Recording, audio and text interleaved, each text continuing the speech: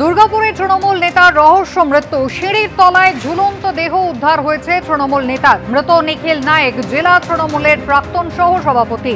মৃত্যু কিভাবে হলো দুর্গাপুর থানার পুলিশ তা খতিয়ে দেখছে। খুন করে ঝুলিয়ে দেওয়া হয়েছে এমনটাই অভিযোগ তৃণমূল কংগ্রেসের।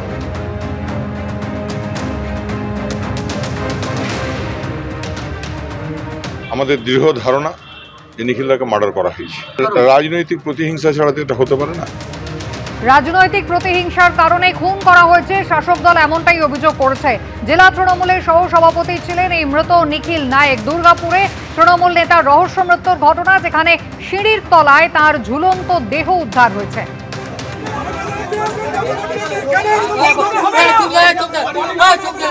পরিবারের লোক কি সিবিআই তদন্তের দাবি জানাচ্ছে? কারণ এখন তো যত তৃণমূল কংগ্রেসের নেতা মারা যান তাদের পরিবারের মানুষজন পুলিশ বা সিআইডির কথা বলেন না, তারা বলেন যে আমাদের সিবিআই তদন্ত চাই। তো তৃণমূলকে রাজ্যব্যাপী খুন করছে, এই বিষয়টি আমার জানা নেই। রহস্যজনক যদি হয় তাহলে জানবেন ওর মধ্যে তৃণমূল আছে। তৃণমূল নেতারা কর্মীরা বলছেন এই তদন্ত চাই। আমরা যে বারবার বলে এসেছি পশ্চিমবাংলার আইনে শাসন নেই, পশ্চিমবঙ্গে সন্ত্রাস চলছে, খুন হচ্ছে, রেপ হচ্ছে, তারপর বিচার হয় না। তা নাহলে দুর্গাপুরে মানুষ আতঙ্কে বাস করছেন।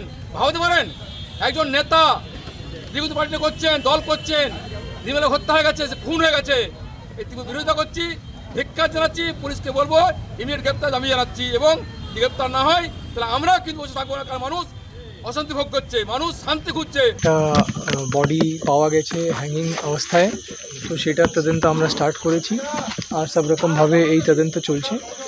এটা বেশি আর এখন কিছু বলার দরকার নেই। এখন বললাম যে অভিযোগ করলে আমরা নিশ্চয়ই কেস করব, আর কমপ্লেন নিয়ে কেস হবে আর তদন্ত হবে। আর তদন্ত অলরেডি স্টার্ট হয়ে গেছে, 1-2 ঘন্টা হয়েছে। এখন তদন্তের সব রকম অ্যাসপেক্ট করতে দিন, সব রকম অ্যাঙ্গেল দেখা হবে, কোনো অ্যাঙ্গেল বাদ যাবে না। উলুবেড়িয়ার গঙ্গায় তলিয়ে গেল এক কিশোরী। পরিবারের সঙ্গে তর্পণ করতে এসে তলিয়ে গেল এক কিশোরী। খড়গপুর থেকে মা বাবার সঙ্গে উলুবেড়িয়ার কালীবাড়ি ঘাটে আসে ওই কিশোরী। গঙ্গায় নামার পর 4 জন স্রোতের টানে তলিয়ে যায়, এমনই খবর সূত্রে। 3 জনকে উদ্ধার করা সম্ভব হলেও ওই কিশোরীর খোঁজ এখনো মেলেনি। ডুবুরি নামিয়ে চলছে গঙ্গায় তল্লাশি।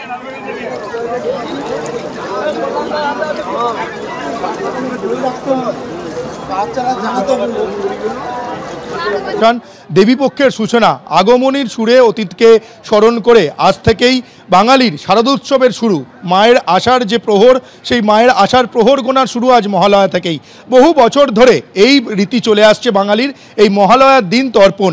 কলকাতার বিভিন্ন ঘাটে এই একই ছবি দেখতে পাওয়া যাচ্ছে। বাবুঘাটের ছবিতে তুমি দেখতে পাচ্ছ, আমার ক্যামেরা পার্সন তরুণ তোমাকে যে ছবি দেখাচ্ছে, যে শুধুমাত্র কলকাতার মানুষজন যে এখানে এসেছে তা নয়, বিভিন্ন দূর দূরান্ত থেকে, বিভিন্ন জেলা থেকে মানুষজন এখানে এসেছে। গতকাল রাত তারা রাত্রিবেলা বাড়ি থেকে রওনা দিয়েছে, ভোরবেলা এসে তারা এই বাবুঘাটে এসে পৌঁছেছে, এবং ভোরবেলা থেকেই এই যে বাবুঘাটের যে গঙ্গার ঘাটে সেই পিতৃপুরুষদের উদ্দেশ্যে তর্পণ চলছে।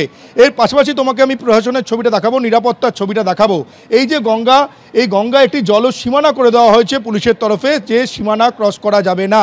মানুষজন সেই সীমানার আগে জলে নেবে। পুরোহিত রয়েছেন, পুজো করছেন, গঙ্গা স্নান করছেন, পিতৃপুরুষদের উদ্দেশ্যে তর্পণ করছেন। এবং তুমি দেখো রিভার ট্রাফিক পুলিশ এবং কলকাতা পুলিশ তারা তৎপর।